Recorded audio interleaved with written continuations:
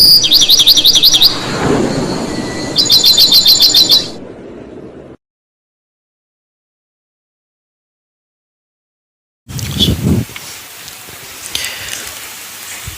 لله رب العالمين والصلاة والسلام على أشرف الأنبياء والمرسلين نبينا محمد وعلى آله وأصحابه أجمعين وعلى من تبعه بإحسان إلى يوم الدين أما بعد.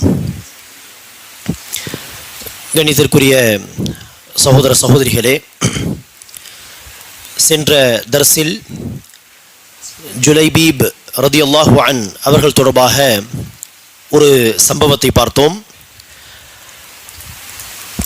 ஜுலைபீப் ரதியல்லாஹு அவர்களை சமூக மக்கள் அவருடைய குடும்ப பின்னணி அல்லது வெளி தோற்றம் இதையெல்லாம் பார்த்து மதிக்கட்டும் மதிக்காமல் போகட்டும், அவருடைய ஈமான் அல்லாஹ் ரசூலுக்காக அவர்கள் தன்னுடைய உள்ளத்தில் வைத்திருந்த அன்பு முஹப்பத் காரணமாக அல்லாஹ் சுப்ஹானஹு வ தஆலாவுடைய பார்வையில் அவர் பெரிய உயர்ந்த அந்தஸ்தை கொண்டவராக இருந்தார்கள். ஆகவேதான் அல்லாஹ் சுப்ஹானஹு வ தஆலா அவர்களுக்கு திருமணம் முடித்து சில நாட்களில் போரில் கலந்து அந்த போரில் ஷஹாதத் என்கிற வீர மரணத்தை அடையக்கூடிய பாக்கியத்தையும் அதற்கு பிறகு நபிகள் நாயகம் ஸல்லல்லாஹு அலைஹி வஸல்லம் அவர்களுடைய நெருக்கத்தையும் வழங்கினான். நபி ஸல்லல்லாஹு அலைஹி வஸல்லம் அவர்களுடைய தலையை தூக்கி தன்னுடைய மடியில் வைத்து அந்த மின்னி வ அன மின்க், நீங்கள் என்னை சார்ந்தவர் நான் உங்களை சார்ந்தவன் என்று நபி ஸல்லல்லாஹு அலைஹி வஸல்லம் அவர்கள் அந்த சஹாபி மீது தன்னுடைய அந்த முஹப்பத்தை இந்த வார்த்தைகளை கொண்டு வெளிப்படுத்துகிறார் என்று சொன்னால் அல்லாஹ் சுப்ஹானஹு வ தஆலா அந்த சஹாபியை எவ்வளவு நேசித்து இருப்பான், அவருக்கு எப்படிப்பட்ட ஒரு அந்தஸ்தை கொடுத்திருப்பான் என்று யோசித்து பாருங்கள்.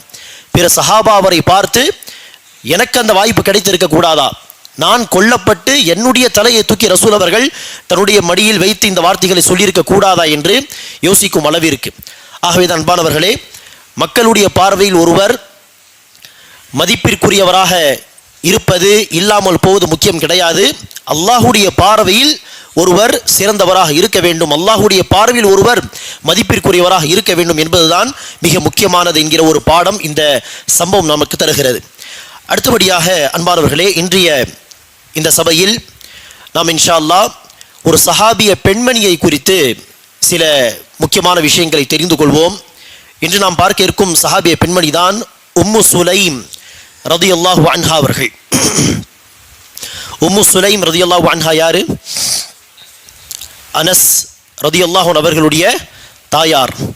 அனஸ் பின் மாலிக் அவர்கள் யார்? நபி ஸல்லல்லாஹு அலைஹி வஸல்லம் அவர்களுடைய ஹாதிம், நபி ஸல்லல்லாஹு அலைஹி வஸல்லம் அவர்களுடைய பணியாளர், ஹாதிம், சர்வெண்ட் என்று சொல்லலாம். அனஸ் பின் மாலிக் என்கிற அந்த பிரபலமான சஹாபியுடைய தாயார் தான் உம்மு சுலைம் ரதியல்லாஹு அன்ஹா. இவர்களுடைய பெயர் என்ன என்பதில் பல கருத்துகள் உண்டு. ஆனால் இவர்களுக்காக நபி ஸல்லல்லாஹு அலைஹி வஸல்லம் அவர்கள் ஒரு பெயர் அல்லது ஒரு பட்டத்தை சஹீஹ் புகாரில் பயன்படுத்தி இருக்கிறார்கள். அதுதான் ருமைஸா. அது அவருடைய பெயராக இருக்கலாம் அல்லது உம்மு சுலைம் ரதியல்லாஹு அன்ஹா அவர்களுடைய பட்டமாகவும் இருக்கலாம். இவர்கள் ஹஸ்ரஜ் கோத்திரத்தை சார்ந்தவர்கள். அந்த காலத்தில் மதீனாவை யஸ்ரிப் என்று சொல்வார்கள். யஸ்ரிபுடைய வார்த்தைக்கு பொருள் சரியில்லை என்கிற அடிப்படையில் நபி ஸல்லல்லாஹு அலைஹி வஸல்லம் அவர்கள் அதை மாற்றி அல் மதீனா அல்லது தொய்பா, தாபா என்றெல்லாம் பல பெயர்களை சூட்டினார்கள். அந்த காலத்தில் யஸ்ரிப் என்று அழைக்கப்பட்ட அந்த நேரத்தில் அந்த யஸ்ரிப் வாசிகள் என்று சொன்னால் இரண்டு கோத்திரங்கள், அவுஸ் மற்றும் ஹஸ்ரஜ். அதில் உம்மு சுலைம் ரதியல்லாஹு அன்ஹா அவர்கள் ஹஸ்ரஜ் கோத்திரத்தை சார்ந்தவர்கள். அனஸ் பின் மாலிக் ரதியல்லாஹு அன்ஹு அவர்களுடைய தாயார். அனஸ் பின் மாலிக் அவர்களுடைய தந்தை, அதாவது மாலிக் பின் நதர் அவர்கள்தான் உம்மு சுலைம் அவர்களுடைய முதல் கணவர். மாலிக் பின் நதருக்கு பிறந்தவர் அனஸ் பின் மாலிக் ரதியல்லாஹு அன்ஹு. ஆனால் அவர்கள் ஒரு பயணத்திலே, ஷாம் நாட்டுக்கு பயணத்திற்கு சென்றிருந்த பொழுது அங்கே அவர்கள் இறந்து விட்டார்கள். அநேகமாக அவர்கள் முஸ்லிம் கிடையாது. உம்மு சுலைம் ரதியல்லாஹு அன்ஹா அவர்கள் இஸ்லாத்தை ஏற்ற பொழுது அவர்கள் கோபம் கொண்டார். அதே நிலையில் பயணத்தில் சென்று அந்த பயணத்தில் இருந்தவர்கள் திரும்பி வரவில்லை என்பதாக பதிவுகள் உண்டு. மாலிக் பின் நதர் அவர்களுடைய வஃபாத்துக்கு பிறகுதான் உம்மு சுலைம் ரதியல்லாஹு அன்ஹா அவர்கள் அபூ தல்ஹா அல் அன்சாரி ரதியல்லாஹு அன்ஹு அவர்களை மணந்தார்கள். அவர்கள் காஃபிராக இருந்த சமயத்தில் உம்மு சுலைம் ரதியல்லாஹு அன்ஹா அவர்களிடத்தில் வந்து, நான் உங்களை திருமணம் முடிக்க விரும்புகிறேன் என்று டைரக்டாகவோ அல்லது அவருடைய வழியாகவோ இந்த விஷயத்தை எடுத்துச் சொல்கிறார். அதற்கு உம்மு சுலைம் ரலியல்லாஹு அன்ஹா அவர்கள் சொன்னார்கள், நீங்கள் காஃபிராக இருக்கும் காரணத்தினால் என்னை திருமணம் முடிக்க முடியாது, நிக்கா செய்ய முடியாது. நீங்கள் இஸ்லாத்தை ஏற்றுக்கொண்டு மீண்டும் திருமணத்தை குறித்து பேசுங்கள். நீங்கள் ஒருவேளை இஸ்லாத்தை ஏற்றுக்கொண்டால் நீங்கள் இஸ்லாத்தை ஏற்றுக்கொள்வதே நீங்கள் எனக்கு தரக்கூடிய மகராக இருக்கட்டும். நீங்கள் தனியாக எனக்கு மகர் கூட கொடுக்க தேவையில்லை. நீங்கள் இஸ்லாத்தை ஏற்றுக்கொண்டால் அதுவே மகராக இருக்கட்டும், அடுத்த திருமணத்தை குறித்து பேசலாம் என்று சொன்னார்கள். அபூ தல்ஹா ரலியல்லாஹு அன்ஹு அவர்களும் இஸ்லாத்தை ஏற்றுக்கொண்டு பிறகு உம்மு சுலைம் ரலியல்லாஹு அன்ஹா அவர்களை நிக்காஹ் செய்தார்கள். இது ஆரம்ப காலத்தில், மதீனா வாழ்க்கையின் ஆரம்பத்தில் நடந்த ஒரு சம்பவம் இது. இப்படி இந்த காலத்தில் என்ன செய்ய முடியாது. ஒருவர் இஸ்லாத்தை ஏற்றுக்கொண்டால் அதுவே மஹர் என்று சொல்வதோ, அல்லது நீங்கள் ஒரு 10 சூறாவை மனப்பாடம் செய்துவிட்டால் அதுவே நீங்கள் எனக்கு தரக்கூடிய மஹர் என்பதோ மஹராக அமையாது. அந்த பெண்ணுக்கு ஏதாவது ஒரு விதத்தில் பிரயோஜனமாக ஒரு செயல் செய்தால் அது மஹராக இருக்கலாம். உதாரணத்திற்கு, நீங்கள் ஹாஃபிதாக இருக்கிறீர், நீங்கள் எனக்கு குர்ஆனை ஓத கற்றுத்தர வேண்டும், இதுதான் நீங்கள் எனக்கு தரக்கூடிய மஹர், இப்படி சொல்லலாம். அவர் செய்யக்கூடிய செயலால் அந்த பெண்ணுக்கு பிரயோஜனம் இருக்க வேண்டும். அப்படி இல்லாமல் நீங்கள் இஸ்லாத்தை ஏற்றுக்கொண்டால் அதுவே எனக்கு மஹர், நீங்கள் குர்ஆன் ஹிஃப்ஸ் செய்தால் அதுவே எனக்கு மஹர், நீங்கள் ஒரு உம்ரா செய்து வர வேண்டும் அதுவே எனக்கு மஹர் என்றெல்லாம் சொல்ல முடியாது. இது மதீனா வாழ்க்கையின் ஆரம்பத்தில் நடந்த சம்பவம். ஆக இப்படி அபூ தல்ஹா ரலியல்லாஹு அன்ஹு அவர்கள் உம்மு சுலைம் ரலியல்லாஹு அன்ஹா அவர்களை இஸ்லாத்தை தழுவி பிறகு நிக்காஹ் செய்தார்கள். உம்மு சுலைம் ரலியல்லாஹு அன்ஹா அவர்களை குறித்து பல சம்பவங்கள் நம்மால் ஹதீஸுகளில் பார்க்க முடிகிறது. அதில் ஒரு முக்கியமான சம்பவம் தான் அனஸ் பின் மாலிக் அவர்கள் அறிவிக்கிறார். இந்த சம்பவத்தை உம்மு சுலைம் ரலியல்லாஹு அன்ஹா அவர்களுடைய பொறுமையை குறித்து, குறிப்பாக அல்லாஹ் சுப்ஹானஹு வ தஆலாவுடைய கதா கதர், அல்லாஹ்வுடைய விதியை குறித்து அவர்கள் எவ்வளவு பொறுமை உள்ள ஒரு பெண்ணாக இருந்தார்கள். அல்லாஹ் இந்த துன்பத்தை, இந்த நெருக்கடியை, இந்த சோதனையை என்னுடைய விதியில் எழுதிவிட்டான், ஆகவே அதை பொருந்திக் கொள்ள வேண்டும் என்கிற அந்த நிலைப்பாடு, அந்த ஈமான் அந்த பெண்மணியிடம் எப்படி இருந்தது என்று பாருங்கள். சம்பவம் என்ன என்று சொன்னால், உம்மு சுலைம் ரலியல்லாஹு அன்ஹா அபூ தல்ஹாவை நிக்கா செய்த பிறகு இருவருக்கும் ஒரு குழந்தை, அநேகமாக ஆண் குழந்தை பிறந்தது. ஆண் குழந்தை பிறந்து சில நாட்கள் இருக்கும். அபூ தல்ஹா ரலியல்லாஹு அன்ஹு அவர்கள் ஒரு பயணத்தில் சென்றிருந்தார்கள், அநேகமாக ஒரு போருக்கான பயணம். அபூ தல்ஹா அவர்கள் பயணத்தில் இருந்த சமயத்தில் இங்கு வீட்டில் அந்த சிறு குழந்தை வஃபாத்தாகி விட்டது. அபூ தல்ஹா அவர்கள் பயணத்திலிருந்து திரும்பி வருகிறார். அந்த காலத்தில் பெரும்பாலும் நபி ஸல்லல்லாஹு அலைஹி வஸல்லம் அவர்களோடு சஹாபா பெருமக்கள் பயணத்திலிருந்து திரும்பினால் டைரக்டாக வீட்டுக்கு போக மாட்டார்கள், பள்ளிவாசலுக்கு செல்வார்கள். அங்கு 2 ரக்காத் தொழுது விட்டு தான் வீட்டுக்கு செல்வார்கள். ஆகவே அபூ தல்ஹா பயணத்திலிருந்து திரும்பி வந்து விட்டார் என்கிற செய்தியை கேள்விப்பட்டதும் உம்மு சுலைம் ரலியல்லாஹு அன்ஹா அவர்கள் குளித்து தயாராகி விட்டார்கள். அபூ தல்ஹா ரலியல்லாஹு அன்ஹு அவர்கள் வீடு திரும்பியதும் அவர்களுக்காக உணவெல்லாம் ஏற்பாடு செய்துவிட்டு அபூ தல்ஹாவை பார்த்து ஒரு கேள்வி கேட்கிறார்கள். ஒரு இன்னார் கோத்திரத்தார் இன்னாருக்கு ஒரு பொருளை அமானிதமாக கொடுத்துவிட்டு அந்த பொருளை மீண்டும் கேட்கும் பொழுது அந்த அமானிதத்தை பெற்றுக்கொண்ட இந்த மக்கள் அந்த அமானிதத்தை கொடுக்க முடியாது என்று சொன்னால் இது நியாயமா என்று கேட்டார்கள். உம்மு சுலைம் அபூ தல்ஹாவை பார்த்து இப்படி ஒரு கேள்வி. அதற்கு அபூ தல்ஹா, அது எப்படி, அமானிதத்தை கேட்கும் பொழுது திருப்பி கொடுத்து விட வேண்டுமே, கொடுக்க மறுக்கக்கூடாது, இதெல்லாம் தவறு என்று சொன்னதும் உம்மு சுலைம் ரலியல்லாஹு அன்ஹா அவர்கள் அழகாக எடுத்து சொன்னார்கள், அல்லாஹ் சுப்ஹானஹு வ தஆலா நமக்கு ஒரு குழந்தை அமானிதமாக கொடுத்திருந்தான், நீங்கள் பயணத்தில் இருந்த பொழுது அந்த குழந்தை அந்த அமானிதத்தை அல்லாஹ் சுப்ஹானஹு வ தஆலா வாபஸ் பெற்றுக்கொண்டான் என்று சொன்ன பொழுது அபூ தல்ஹா ரலியல்லாஹு அன்ஹா அவர்களும் என்ன செய்தார்கள், உம்மு சுலைம் அந்த தாயை போல் அவர்களும் பொறுமையை கடைபிடித்தார்கள். பிறகு அல்லாஹ் சுப்ஹானஹு வ தஆலா அவர்களுக்கு பரக்கத் செய்தான். பிறகு அநேகமாக அப்துல்லா என்கிற ஒரு குழந்தை பிறந்தது என்பதாக அனஸ் பின் மாலிக் ரலியல்லாஹு அன்ஹு அவர்கள் அறிவிக்கிறார்கள். இப்படி உம்மு சுலைம் ரலியல்லாஹு அன்ஹா அவர்களுடைய பொறுமையை பாருங்கள். அழகிய பொறுமை, பொறுமையிலும் அழகிய பொறுமை என்று சொல்லலாம். பொறுமையாக இருப்பதோடு தன்னுடைய கணவனுக்கும் அந்த பொறுமை இணைச்சுகிறார்கள். ஒரு உதாரணத்தை கொண்டு போதிக்கிறார்கள். குழந்தை இறந்து விட்டது என்று நாம் பொறுமை இழந்து அல்லாஹ் சுப்ஹானஹு வ தஆலா எழுதிய அந்த விதியை குறித்து தவறாக பேசுவதோ, அல்லாஹ்வை குறித்து தவறாக பேசுவதோ அப்படியெல்லாம் செய்யக்கூடாது என்பதற்கு எவ்வளவு பக்குவமாக ஒரு உதாரணத்தை கொண்டு தன்னுடைய கணவரையும் நினைச்சுகிறார், பொறுமையாக இருக்க வேண்டும் என்பதை சொல்லி தருகிறார்கள் என்பதை இந்த உதாரணத்திலே நம்மால் கவனிக்க முடியும். அடுத்தபடியாக அன்பானவர்களே, உம்மு சுலைம் ரதியல்லாஹு அன்ஹா அவர்களுடைய தைரியம், அவர்களுடைய மார்க்க விஷயத்தில் அவர்களுடைய தைரியம், அவர்களுடைய துணிச்சல் என்பதாக நாம் சொல்லலாம். உஹது போரிலே பல சஹாபாக்கள் 70 சஹாபாக்கள் ஷஹீதாக்கப்பட்டார்கள். பல பேர் காயங்களோடு இருந்தார்கள். அந்த சமயத்தில் சஹாபிய பெண்மணிகள் எல்லாம் அடிபட்டு காயங்களோடு கீழே விழுந்து கிடக்கும் சஹாபா பெருமக்களுக்கு தண்ணீர் புகட்டுவது, அவர்களுக்கு ஏதாவது மருந்து பயன்படுத்தி அவர்களுக்கு கட்டு போடுவது, இப்படியெல்லாம் பணிகளில் ஈடுபட்டார்கள். ஆயிஷா ரதியல்லாஹு அன்ஹா உள்பட, அதேபோல் உம்மு சுலைம் ரதியல்லாஹு அன்ஹா அவர்களும் இந்த பணிகளில் இருந்ததாக சில செய்திகள் உண்டு. இதையும் தாண்டி ஒரு முக்கியமான தகவல், அபூ தல்ஹா ரதியல்லாஹு அன்ஹு அவர்கள் ஒரு முறை உம்மு சுலைம் ரதியல்லாஹு அன்ஹா அவர்கள் இடத்திலே ஒரு பெரிய கத்தியை பார்த்தார்கள். அரபியில் ஹஞ்சர் என்று சொல்வார்கள், அரபியில் உருதுவிலும். கத்தியில் பெரிய கத்தியாக இருந்தால் ஹஞ்சர் என்று சொல்வார்கள். அப்படி ஹஞ்சர் என்கிற அந்த பெரிய கத்தியை அவர்கள் வைத்திருப்பதாக பார்த்தார்கள். இது ஹுனைன் என்கிற போர் நடந்த சமயத்தில் நடந்த ஒரு சம்பவம். என்ன இந்த பெரிய கத்தி, என்ன இந்த ஹஞ்சர் என்று கேட்க, யாராவது முஷ்ரிக் என்னை நெருங்கி வந்தால் அந்த முஷ்ரிக்குடைய வயிறையை நான் கிழித்து விடுவேன் என்று ஆவேசமாக பேசுகிறார்கள். அருகில் நபி ஸல்லல்லாஹு அலைஹி வஸல்லம் இருந்தார்கள். ஹுனைன் போருடைய சம்பவம் தருணம். நபி ஸல்லல்லாஹு அலைஹி வஸல்லம் பார்த்து அபூ தல்ஹா அவர்கள் சொன்னார்கள், யா ரசூலுல்லாஹ், பாருங்கள் உம்மு சுலைம் எப்படி என்ன சொல்கிறார் என்று. அதற்கு நபி ஸல்லல்லாஹு அலைஹி வஸல்லம் சிரித்து மௌனமாக இருந்து விட்டார். ஆகவே அவ்வளவு தைரியம் உம்மு சுலைம் ரதியல்லாஹு அன்ஹா அவர்களுக்கு. முஷ்ரிக் என்னை நெருங்கி வந்தால் வயிறை கிழித்து விடுவேன், நானே கொன்று விடுவேன் என்று அவ்வளவு தைரியசாலியாக உம்மு சுலைம் ரதியல்லாஹு அன்ஹா அவர்கள் இருந்தார்கள் என்பதை இந்த சம்பவம் நமக்கு சுட்டி காட்டுகிறது. நபிகள் நாயகம் ஸல்லல்லாஹு அலைஹி வஸல்லம் அவர்கள் உம்மு சுலைம் ரதியல்லாஹு அன்ஹா அவர்களுடைய வீட்டுக்கும் சரி, உம்மு சுலைம் ரதியல்லாஹு அன்ஹா அவர்களுடைய சகோதரி தான் உம்மு ஹராம், அவர்களுடைய வீட்டுக்கும் சரி அடிக்கடி சென்று வருவார்கள், அங்கே உட்கார்ந்து பேசுவார்கள் என்பதாக பார்க்கிறோம்.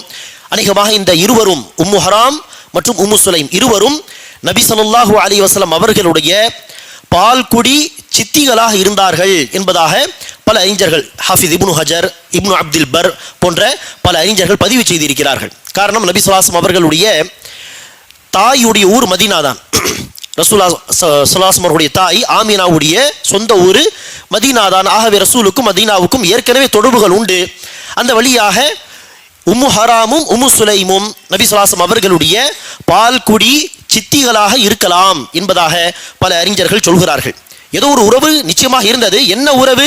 அது பால்குடி வழியாக வந்த உறவா, அல்லது நபி ஸல்லல்லாஹு அலைஹி வஸல்லம் அவர்களுடைய தாய் ஆமினா வழியாக ஏதாவது ஒரு உறவு இருந்ததா என்பதில் தான் கருத்து வேறுபாடு இருக்கிறது. ஆனால் நபி ஸல்லல்லாஹு அலைஹி வஸல்லம் அவர்களுக்கும் உம்மு ஹராமுக்கும் உம்மு சுலைமுக்கும் மஹரமான ஒரு உறவு இருந்தது என்பதில் எல்லா அறிஞர்களும் ஒருமித்த கருத்தாக இருக்கிறார்கள். ஆகவே அடிக்கடி நபி ஸல்லல்லாஹு அலைஹி வஸல்லம் அவர்கள் அவருடைய வீட்டுக்கு செல்வார்கள். ஒரு முறை நபி ஸல்லல்லாஹு அலைஹி வஸல்லம் அவர்கள் உம்மு சுலைமுடைய வீட்டுக்கு போயிருக்க, அங்கே ரசூல் அவர்களுக்கு தூக்கம் வந்து விட்டது. ரசூல் அவர்கள் உறங்கி விட்டார். ரசூல் அவர்கள் தூங்கி கொண்டிருக்கும் பொழுது வியர்வை வந்தது. உம்மு சுலைம் ரதியல்லாஹு அன்ஹா அந்த வியர்வையை ஒரு பாட்டிலில் எடுத்து வைத்துக் கொண்டார்கள் என்பதாக பார்க்கிறோம். நபி ஸல்லல்லாஹு அலைஹி வஸல்லம் அவர்கள் எழுந்து பார்த்தார்கள், இது என்ன? அதற்கு அவர்கள் சொன்னார்களாம், யா ரசூலல்லாஹ், ஒரு பர்க்கத்துக்காக வேண்டி நான் இதை எடுத்து வைக்கிறேன் என்பதாக உம்மு சுலைம் ரதியல்லாஹு அன்ஹா அவர்கள் சொன்னார்கள். ரசூலுடைய வஃபாத்துக்கு பிறகும் ஒரு காலம் வரை அந்த ரசூலுடைய வியர்வையை அவர்கள் அந்த பாட்டிலில் வைத்திருந்ததாக ஆதாரபூர்வமான தகவல்கள் உண்டு. நபி ஸல்லல்லாஹு அலைஹி வஸல்லம் அவர்கள் விஷயத்தில் இப்படி என்ன செய்யலாம்? பரக்கத்தை தேடும் விதமாக இப்படியெல்லாம் செய்யலாம். ரசூலுக்கு அடுத்து அது சஹாபியாக இருந்தாலும் சரி, எவ்வளவு பெரிய அறிஞராக இருந்தாலும் சரி, என்ன செய்யக்கூடாது? அவருடைய வியர்வையை பரக்கத் என்கிற பெயரில் எடுத்து வைப்பதோ, அவர்கள் தண்ணீர் குடித்து மீதம் தண்ணீரை வைத்தால் பரக்கத் என்று சொல்லி ஓடி சண்டை போட்டு அந்த தண்ணீர் எடுத்து குடிப்பதோ, இப்படியெல்லாம் செய்யக்கூடாது. நபிகள் நாயகம் ஸல்லல்லாஹு அலைஹி வஸல்லம் விஷயத்தில் சஹாபாக்கள் அப்படி செய்தார்கள். ரசூலோடு அந்த விஷயம் முடிந்து விட்டது. யாரும் எந்த சஹாபி என்ன செய்யவில்லை? ரசூலுக்கு அடுத்து அபூபக்கர் சித்திக் ரலியல்லாஹு அன்ஹு அவர்கள் விஷயத்தில் இப்படியெல்லாம் செய்யவில்லை. அவருடைய வியர்வை பிடித்து வைப்பதோ, அல்லது அவர்கள் உது செய்யும் பொழுது அந்த வாய் கொப்பளிக்கும் போது தண்ணீரை பிடித்து தன்னுடைய உடலில் தடவி கொள்வதோ அப்படியெல்லாம் செய்யவில்லை. ஆனால் சஹாபாக்கள் ரசூலுடைய விஷயத்தில் இப்படியெல்லாம் செய்திருக்கிறார்கள், பரக்கத்தை தேடும் விதமாக. ஆகவே இப்படி ஒரு சம்பவம். அதே போல்தான் ஒரு முறை ரசூல் அவர்கள் உம்மு சுலைமுடைய வீட்டுக்கு வந்திருக்க, உம்மு சுலைம் ரதியல்லாஹு அன்ஹா ரசூலுக்கு அன்பளிப்பாக நெய்யையும் சில பேரிச்சம்பழங்களையும் கொடுத்தார்கள். அதற்கு நபி ஸல்லல்லாஹு அலைஹி வஸல்லம் சொன்னார்கள், அந்த நெய்யை அதற்குரிய தோல் பையில் ஊற்றி விடுங்கள், பேரிச்சம்பழத்தையும் அதற்குரிய பாத்திரத்தில் வைத்து விடுங்கள், நான் நோம்பாளியாக இருக்கிறேன் என்று சொல்லிவிட்டு நபி ஸல்லல்லாஹு அலைஹி வஸல்லம் அவர்கள் உம்மு சுலைம் ரதியல்லாஹு அன்ஹாவுடைய வீட்டிலேயே ஓரமாக நின்று கடமை அல்லாத ஒரு தொழுகையை, நஃபில் தொழுகை அல்லது முன்பின் சுன்னத் தொழுகையை தொழுதுவிட்டு அங்கிருந்து புறப்படும் பொழுது நபி ஸல்லல்லாஹு அலைஹி வஸல்லம் அவர்கள் உம்மு சுலைமுக்காக அவருடைய வீட்டு மக்களுக்காக துஆ செய்தார்கள். துஆ செய்த பொழுது உம்மு சுலைம் ரலியல்லாஹு அன்ஹா சொன்னார்கள், யா ரசூலல்லாஹ், எனக்கு பிரியத்திற்குரிய இன்னொரு விஷயம் உண்டு, அது என்ன என்று கேட்க, இதோ உங்களுடைய ஹாதிம், உங்களுடைய பணியாளரா அனஸ் தான் என்று சொல்ல, அதாவது என்ன அர்த்தம், அனஸுக்காக பிரத்யேகமாக துஆ செய்யுங்கள் யா ரசூலல்லாஹ், பொதுவாக நமக்காக துஆ செய்தீர்கள், ஆனால் இந்த அனஸுக்காக பிரத்யேகமாக நீங்கள் துஆ செய்ய வேண்டும் என்று சொல்ல நபி ஸல்லல்லாஹு அலைஹி வஸல்லம் அவர்கள் அனஸ் பின் மாலிக்கை பார்த்து துஆ செய்தார்கள், யா அல்லாஹ், அனஸுடைய பொருளாதாரத்திலும் பின்னர் அனஸுக்கு பிறக்கக்கூடிய குழந்தைகளிலும் அனஸுடைய வாழ்க்கையிலும் ஆயுட்காலத்திலும் பரக்கத் செய்வாயாக என்று நபி ஸல்லல்லாஹு அலைஹி வஸல்லம் துஆ செய்தார்கள். இந்த துஆவுடைய வெளிப்பாடு அனஸ் பின் மாலிக் ரலியல்லாஹு அன்ஹு அவர்களுக்கு அல்லாஹ் சுப்ஹானஹு வ தஆலா பிற்காலத்திலே நிறைய பொருளாதாரத்தை கொடுத்தான். அதே போல குழந்தைகளிலும் அல்லாஹ் சுப்ஹானஹு வ தஆலா பரக்கத் செய்தான். அனஸ் பின் மாலிக் அவர்களே சொல்கிறார், என்னுடைய பிள்ளைகள் பிள்ளைகளுடைய பிள்ளைகள், அதாவது பிள்ளைகள் பேரம் பேத்தி என்று 100க்கு மேற்பட்ட மெம்பர்ஸ் இருக்கிறார்கள் என்று. யோசித்து பாருங்கள் எவ்வளவு அல்லாஹ் சுப்ஹானஹு வ தஆலா பரக்கத் செய்திருப்பார் என்று. அந்த பழைய காலத்தில் எல்லாம் ஒரு நபருக்கு 8 குழந்தைகள், 10 பிள்ளைகள், 15 பிள்ளைகளாம் சகஜம். அந்த 10 பேருக்கு பிள்ளைகள் என்று சொன்னாலும் 100 தாண்டி போவது என்பது பெரிய விஷயம்.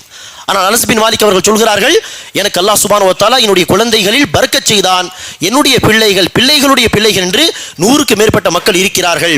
பெயர் கூட சில சமயம் அவருக்கு மறந்து போயிருக்கலாம், பேரம் பேத்தியுடைய பெயர்கள். அந்த அளவிற்கு அல்லாஹ் சுப்ஹானஹு வ தஆலா பரக்கத் செய்தான், பொருளாதாரத்திலும் பரக்கத் செய்தான், வாழ்க்கையிலும் அதாவது ஆயுளிலும் அல்லாஹ் சுப்ஹானஹு வ தஆலா பரக்கத் செய்தான். ஆகவே பஸ்ரா என்கிற ஊரில் கடைசியாக வஃபாத்தான சஹாபி அனஸ் பின் மாலிக் ரலியல்லாஹு அன்ஹு அவர்கள்.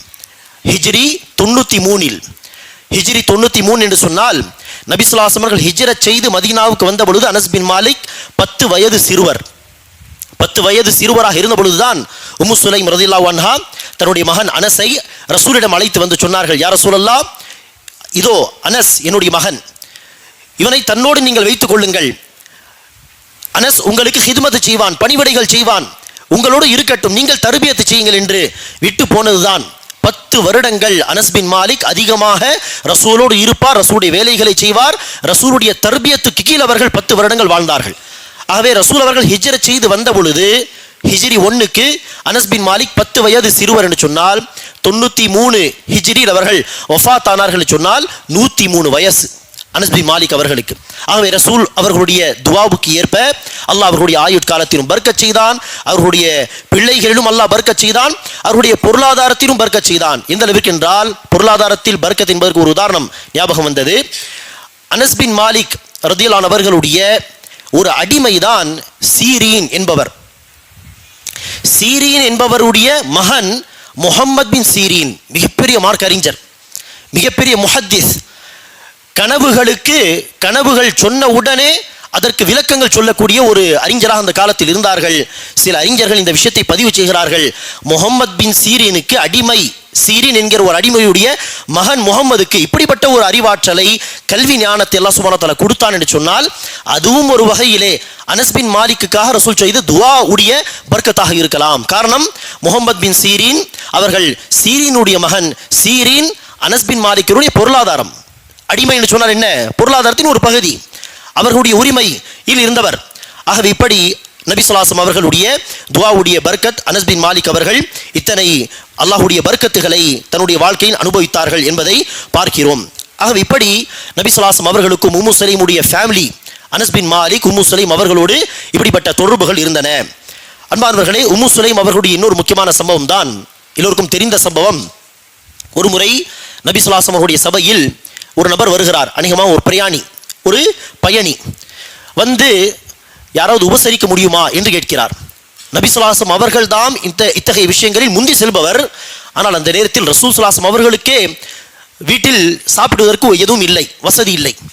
ஆகவே நபி ஸல்லல்லாஹு அலைஹி வஸல்லம் அவர்கள் என்னிடத்தில் ஒன்றும் இல்லை என்று சொல்லும் பொழுது அபூ தல்ஹா ரலியல்லாஹு அன்ஹு அவர்கள் முன் வந்து, யா ரசூலல்லாஹ், நான் இவரை என்னுடைய வீட்டுக்கு அழைத்து செல்லவா என்று கேட்டு சரி என்று ரசூல் அவர்கள் அனுமதித்த பிறகு தன்னுடைய வீட்டுக்கு அழைத்து சென்றார்கள். தன்னுடைய மனைவியிடம் கேட்டார்கள், அதாவது உம்மு சுலைமிடம் கேட்டார்கள், வீட்டில் ஏதாவது உணவு இருக்கிறதா, ஒரு விருந்தாளி வந்து இருக்கிறார். உம்மு சுலைம் அவர்கள் சொன்னார்கள், வீட்டில் ஒரு நபர் சாப்பிடும் அளவுக்கு தான் உணவு இருக்கிறது.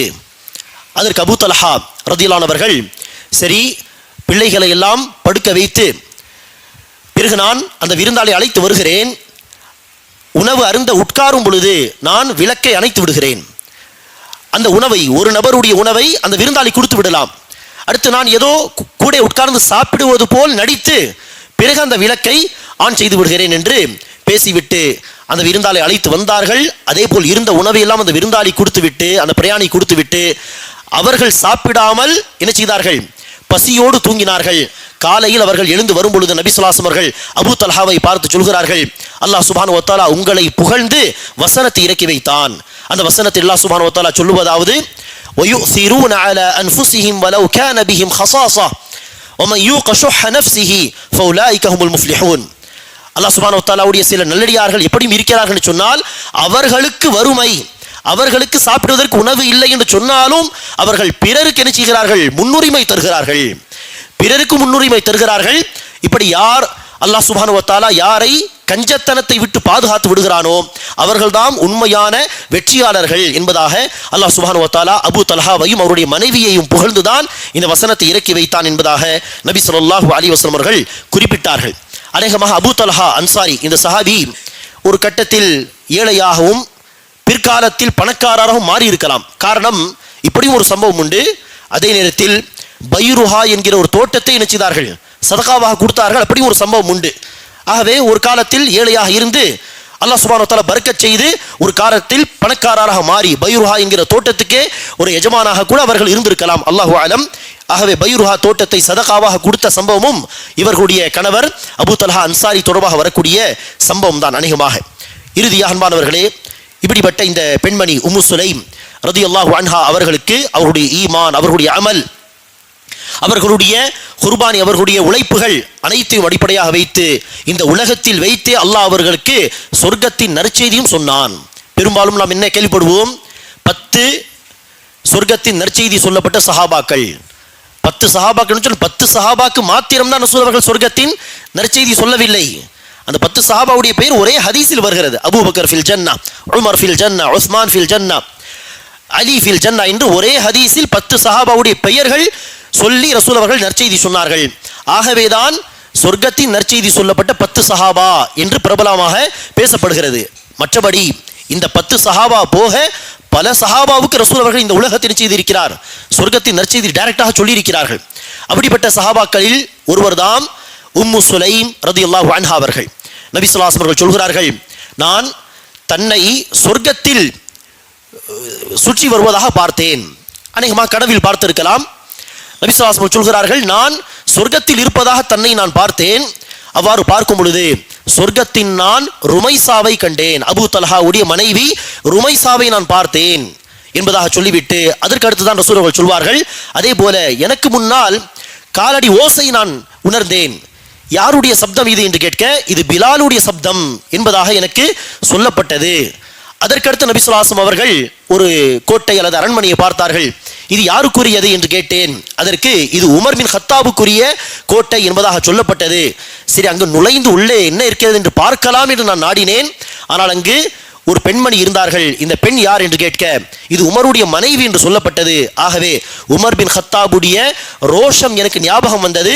நான் அங்கு போகவில்லை, அந்த கோட்டை நான் நெருங்கி போகவில்லை என்பதாக நபி ஸல்லல்லாஹு அலைஹி வஸல்லம் அவர்கள் சொன்னார்கள். ஆகவே இப்படி உலகத்திலேயே சொர்க்கத்தின் நற்செய்தி சொல்லப்பட்ட ஒரு சஹாபிய பெண்மணியாகவும் உம்மு சுலைம் ரதியல்லாஹு அன்ஹா அவர்கள் இருந்தார்கள். உம்மு சுலைம் ரதியல்லாஹு அன்ஹா அவர்களுடைய இந்த சுருக்கமான இந்த வாழ்க்கை வரலாறு நமக்கு தரக்கூடிய மிக முக்கியமான படிப்பினை, அல்லாஹ்வை நம்பிக்கை கொண்டு இஸ்லாத்துக்கு, ஈமானுக்கு முக்கியத்துவம் தர வேண்டும். அவர்கள் இஸ்லாத்தை தழுவிய போது அவர்களுடைய முதல் கணவர் கோபப்பட்டார், எதிர்த்தார் என்றெல்லாம் வரலாற்று பதிவுகள் உண்டு. ஆனால் அவர்கள் அதற்காக இஸ்லாத்தை விடவில்லை. அபூ தல்ஹா உறவு கேட்டு வந்தார்கள். அப்போது கூட என்ன சொன்னார்கள், நீங்கள் முஸ்லீமாகிவிட்டால் நீங்கள் என்னோடு திருமணம் செய்யலாம், அதுவே மஹராக இருக்கட்டும். இஸ்லாத்துக்கு, ஈமானுக்கு முக்கியத்துவம் தந்தார்கள். நபி ஸல்லல்லாஹு அலைஹி வஸல்லம் அவர்களை உண்மையில் நேசித்தார்கள். மிக முக்கியமாக மகனுக்கு முறையான தர்பியத்து செய்தார்கள். தர்பியத்து செய்வதற்காக தான் அனஸ் பின் மாலிக் 10 வயது சிறுவராக இருக்கும் பொழுது ரசூலிடத்தில் கொண்டு வந்து விட்டார்கள். யார சொல்லலாம், உங்களோடு அனஸ் பின் மாலிக் இருக்கட்டும், நீங்களே தர்பியத்து செய்யுங்கள், உங்களுடைய வேலைகளை இவர் செய்வார். ஆகவே தன்னுடைய பிள்ளையின் தர்பியத்துக்காக எவ்வளவு முக்கியத்துவம் தந்தார்கள் என்று பாருங்கள். நபி ஸல்லல்லாஹு அலைஹி வஸல்லம் அவர்கள் பொதுவாக துஆ செய்த பொழுது, யா ரசூலல்லாஹ் அனஸ் பின் மாலிக்காக பிரத்யேகமாக துஆ செய்யுங்கள்.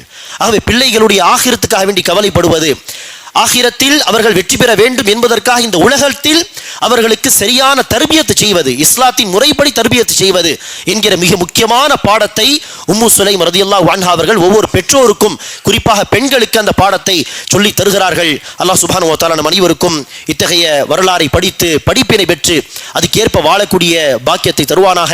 எப்படி உம்மு சுலைம் ரலியல்லாஹு அன்ஹா அவர்கள் தன்னுடைய பிள்ளைக்கு நல்ல தர்பியத்து செய்து அவர்களை ஒரு சிறந்த சஹாபியாக உருவாக்கினார்களோ, அதே போல் ஒவ்வொரு பெற்றோருக்கும் தன்னுடைய பிள்ளைகளுக்கு இஸ்லாம் சொல்லக்கூடிய வழிமுறைப்படி தர்பியத்து செய்யக்கூடிய நர்பாக்கியத்தை தந்தருள் புரிவானாக. ஆமீன். வாஹிரு தஅவானா அல்ஹம்துலில்லாஹி ரப்பில் ஆலமீன். சுப்ஹானக்கல்லாஹும்ம பிஹம்திக அஷ்ஹது அல்லா இலாஹா இல்லா அன்த அஸ்தக்ஃபிருக வ அத்தூபு இலைக்.